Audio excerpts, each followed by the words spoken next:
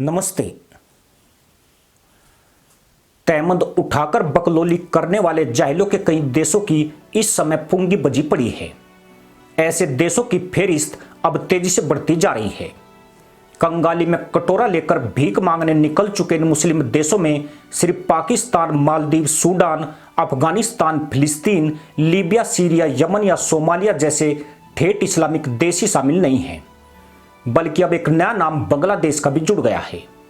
बांग्लादेश उन्हीं मुल्ला मुल्कों के नक्शे कदम पर चल पड़ा है जो भीख मांगकर और गैर इस्लामिक देशों की झूठन खाकर खूब गधैया नर्तक करते हैं। ये वही बांग्लादेश है जो 2020 में भारत की जीडीपी के करीब पहुंच गया था। उस समय बांग्लादेश की तत्कालीन पीएम शेख हसीना ने देश को 2031 तक मध्यम आय वाला देश बनाने का लक्ष्य तय कर दिया था। मध्यम आय वाले देशों में नागरिकों की औसत प्रति व्यक्ति आय 3 लाख रुपए से 9.5 लाख रुपए होती है। लेकिन अगस्त में शेख हसीना के तख्ता पलट के साथ ही बांग्लादेश ऐसे गर्त में चला गया जहां देश के मुल्लाओं के तहमद ही ढीले नहीं हुए बल्कि उनकी जान पर भी बन आई है। देश गंभीर आर्थिक संकट में फंस गया है। विदेशी देनदार अपनी उगाही के लिए सख्त हो चुके हैं। रूस ने बांग्लादेश को अल्टीमेटम देते हुए 15 सितंबर तक अपने 5,300 करोड़ रुपए मांग लिए हैं। वहीं भारतीय उद्योगपति अडानी ने 6,700 करोड़ रुपए के लिए दबाव बढ़ा दिया है। खास बात यह है कि पिछले 2 महीने से बांग्लादेश की अर्थव्यवस्था जाम है।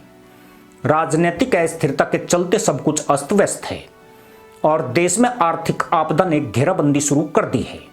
बांग्लादेश 88.5% मुस्लिम आबादी के साथ इंडोनेशिया, पाकिस्तान और भारत के बाद चौथे नंबर पर है। अफगानिस्तान, पाकिस्तान के बाद सबसे ज्यादा मुसलमान आतंकवादी इसी पड़ोसी देश में रहते हैं। एक कॉमन बात यही है कि बांग्लादेश ने भी चीन से बेतासा उधार लिया है और एक बार फिर वह चीन से कर्ज के लिए गिड़गिड़ा रहा है।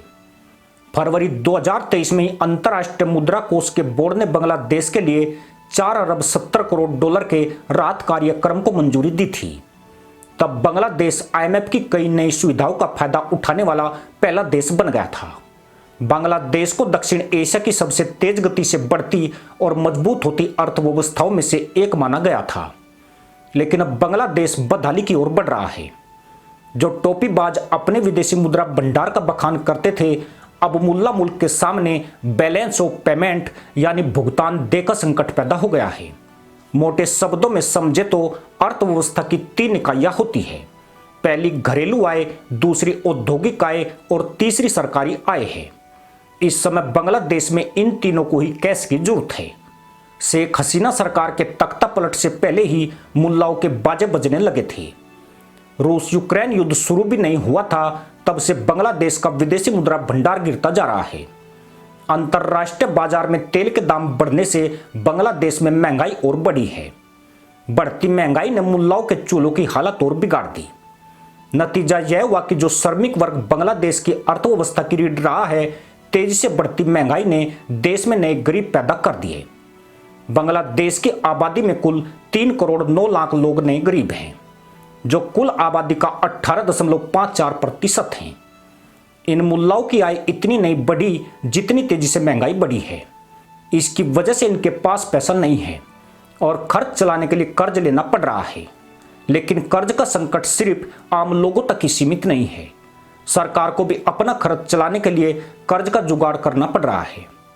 अगस्त 2021 में बांग्लादेश का विदेशी मुद्रा भंडार 48 अरब डॉलर तक पहुंच गया था। अब वह 26 अरब डॉलर तक गिर चुका है। बांग्लादेशी करेंसी टका पर दबाव बढ़ रहा है और वह डॉलर के मुकाबले कमजोर हुई है।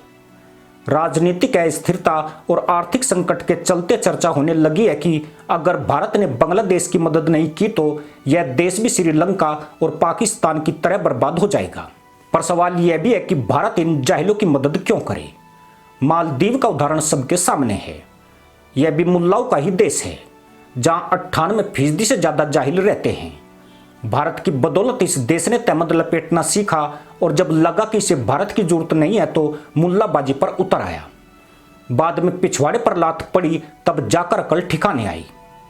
ऐसे ही बांग्लादेश के कार्यवाहक प्रधानमंत्री मोहम्मद यूनुस ने भारत को मुल्लाई भभकी दिखाते हुए अपनी शर्तों में बांधने का प्रयास किया। लेकिन जल्दी उन्हें भारत की अहमियत पता लग गई। इसका मतलब यही है कि ये जाहिल अपने बाप के भी सगे नहीं होते हैं। गद्दारी इनके कण कण में शामिल है। बांग्लादेश, पाकिस्तान, मालदीव या अफगानिस्तान, ये सारे मुल्ला देश संपन्न हुए तो कल भारत के लिए खतरा बनेंगे। भारत को इनकी मदद की बजाय बर्बादी के बारे में प्लान करना चाहिए। जब तक इनके हाथ में कटोरे रहेंगे यह कभी पिछवाड़ा नहीं उठाएंगे। अगर बांग्लादेश में आग लगी पड़ी है तो इसके लिए वहीं के मुल्ला जिम्मेदार हैं। ये लोग आग लगाएंगे और भारत फ्री में आग बुझाने जाएगा, ये सिर्फ मूर्खता ही कही जाएगी। इसी के साथ अनुमति दोस्तों, जय हिंद, वंदे मातरम।